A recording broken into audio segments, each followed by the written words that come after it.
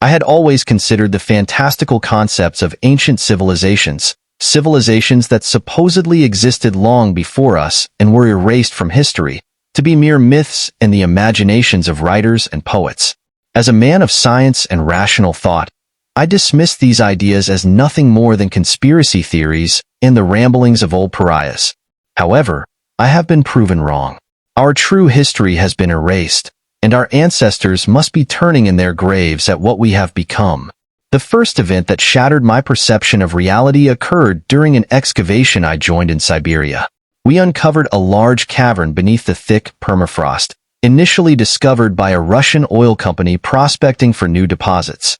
Expecting to find primitive artifacts, we instead stumbled upon something far more astonishing: a door. It was a circular door made of an unknown material, with a metallic frame. The door had no walls around it, leading to nowhere, and was inscribed with symbols that resembled runes. Carbon dating indicated it was between 30,000 to 50,000 years old, an impossible age for human construction. Some speculated it was the work of aliens. Though I initially dismissed the idea, over time, I began to reconsider. Despite the door's seemingly aimless purpose and our thorough inspection of both sides, we were determined to open it.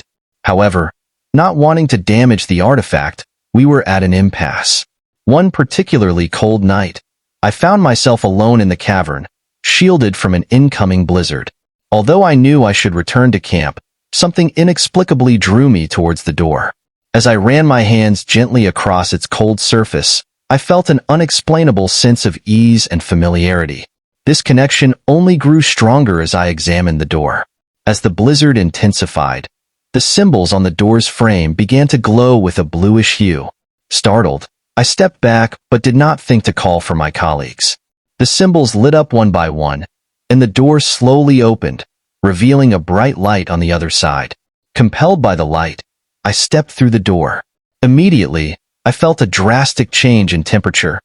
It was much warmer, with a gentle breeze reminiscent of early winter back home. Cold, but not freezing. As I looked around, I saw a vast plain stretching to the horizon, with a primordial forest in the distance. The snow-covered ground had patches of grass protruding through it. I began walking towards the forest, but as I neared it, I felt dizzy and nauseous. About 300 meters from the forest, I collapsed. The last thing I remembered was the sound of galloping horses and voices speaking in a language I could not understand before the world went black. When I awoke, I found myself on a bed of fur, staring up at a wooden ceiling. As my vision cleared, I saw a young woman with hair as white as snow and bright blue eyes, looking at me with concern and placing her hand on my forehead. She was stunning. Startled by my cough, she got up and called out in her language. A man entered, carrying what appeared to be a rifle. He had the same bright blue eyes and a thick beard, with hair so blonde it almost matched the woman's snow-white hair. He spoke to me aggressively in his language. "I can't understand you," I said in English. He responded again, and I repeated the same phrase in Russian, but he still didn't understand. Frustrated, he stormed out of the house. The young woman tried to stop me from getting up, likely telling me to stay put, so I complied. She followed the man outside, who I presumed was her father, though I couldn't be sure. Left alone, I lay there, trying to piece together what had happened. I sat on the bed, lost in thought, attempting to recall how I had ended up in this strange place. As I took in my surroundings, I reached an insane but inescapable conclusion. I had been teleported. The sheer absurdity of it struck me, but no other explanation fit. The next pressing concern was determining where I had ended up. The language spoken here was unfamiliar, and the people had an unusually pale complexion.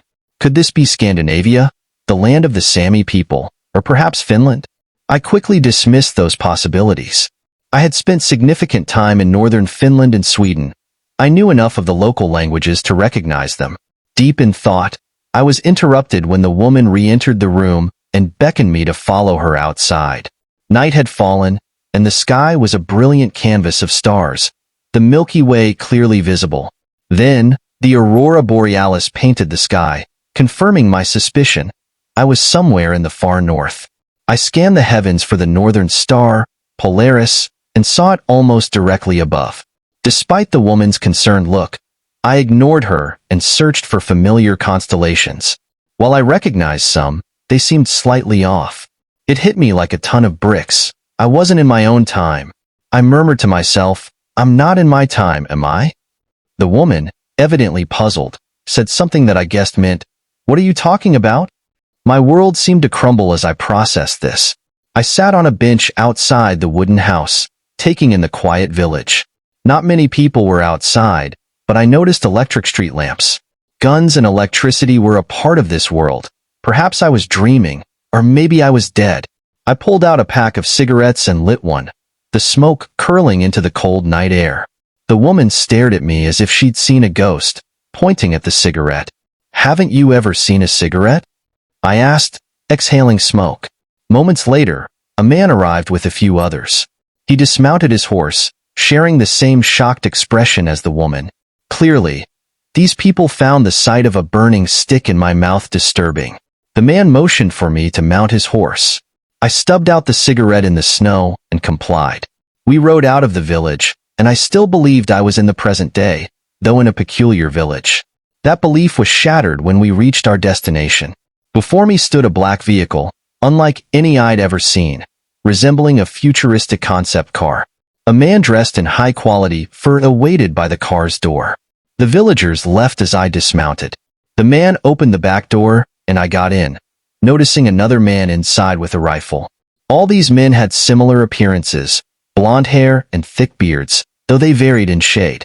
The driver was as light as the villagers, while the man with the rifle next to me was darker. The car moved silently, likely electric. We soon reached a highway filled with similar vehicles. The signs on the road were in an unknown script, matching what I'd seen earlier. Entering the city, it was vibrant and alive despite the late hour. Through the window, I saw a diverse populace in various styles of clothing. Above, flying vehicles moved swiftly between tall buildings, devoid of visible propellers or propulsion systems. We stopped at a tall building, and I was escorted inside. The lobby featured a flag with a symbol reminiscent of ancient Slavic, Germanic, and Dravidian cultures. A woman at the reception spoke with my escorts. Behind her was a world map, but it was upside down, with the south at the top. I saw borders marking a country encompassing most of Eurasia, including modern Russia, China, India, and much of the Middle East, resembling the Mongol Empire at its peak, but including India and Japan as well as Scandinavia. Other nations covered Indochina, Indonesia, Australia, all of Europe, and parts of North Africa and the Levant, suggesting a larger Roman Empire. Africa was unified except for its northern regions, while the Americas were a single country. Cities and roads marked the map, connecting every part of the world. I couldn't read the names of these nations and cities, but before I could examine further, I was instructed to follow the men. Again, we entered an elevator and started ascending. In a matter of seconds, we reached the top floor. I saw a well-decorated hallway leading to a round wooden double door. One of the men knocked on the door, and I heard a voice from inside. The door opened, and I entered a room where an old man sat at a desk. The old man was distinct with his brown eyes and darker complexion. His hair was gray, and he was clean-shaven. "Do you know who I am?" he asked in a slow, deliberate tone. "You speak English," I said, taken aback but also relieved. "I would like to answer all your questions, but we don't have time," he replied, glancing at a clock on his wrist. "I'll tell you what you need to know. Listen, I don't know where I am or how I got here. I don't speak the local language. And who are you?" I demanded.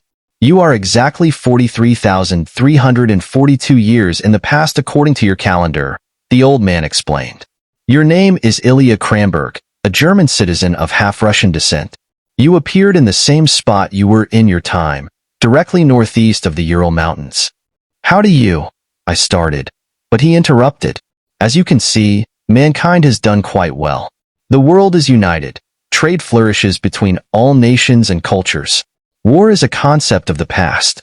It was not our greed that destroyed us but envy from another." "Envy from whom?" I asked.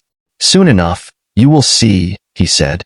I looked out the window behind him and saw a bolt of lightning illuminating a massive craft floating in the distance. They came, they saw, they destroyed, he said with anger. They tore apart everything we had worked so hard to build, driving us to near extinction. We had forgotten how to wage war. Harmony was replaced with agony, joy with pain and suffering.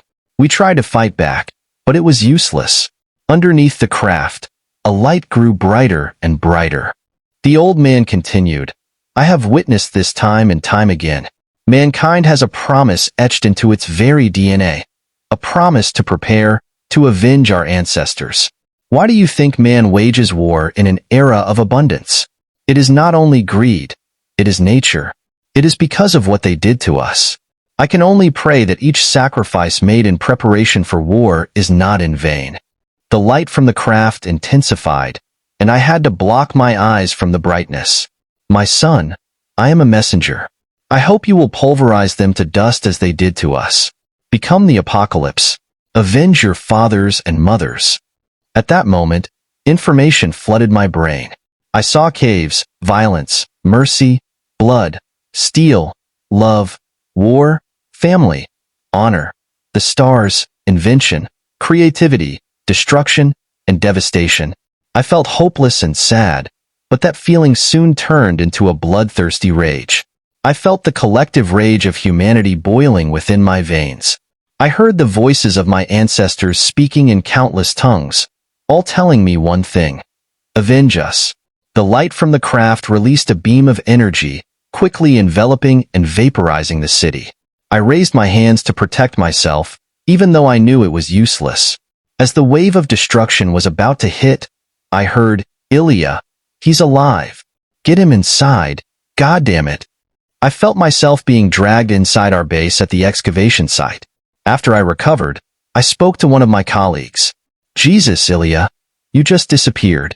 When we found you, you were laying on the floor screaming, hands raised as if you saw a bear or something, said Ryan, a colleague and friend. I don't know what happened. I started hallucinating, I think, I replied. Geez, what did you even see? I think you should go home. This environment is affecting you badly, Ryan suggested. I don't know what I saw. I can't explain it. And you're right, I should go back home, I said tiredly. You know, I also don't have an explanation for what we found while you were out, Ryan said. What is it? I asked. Yesterday, after the blizzard stopped, about a mile from here, we found some small mounds. Nothing too big, but they stood out in the flatlands. We started digging through the ice and found a small cylindrical object, preserved almost perfectly by the cold, Ryan explained. Can I see it? I asked, intrigued. Yeah, sure. Be right back, Ryan said, heading to another room. He returned with a small plastic bag. I looked at it. It looked like a cigarette butt, but with some kind of symbol on it. It looks like a Marlboro, doesn't it? Though we haven't tested it yet, Ryan said. I was in shock. That was the cigarette I smoked before the man on horseback picked me up, I whispered. The woman, the old man, the city. 43,342 years. It is mine to avenge. I will repay in due time. Their foot will slip. Their day of disaster is near, and their doom rushes upon them. I quoted from Deuteronomy 32 verse 35.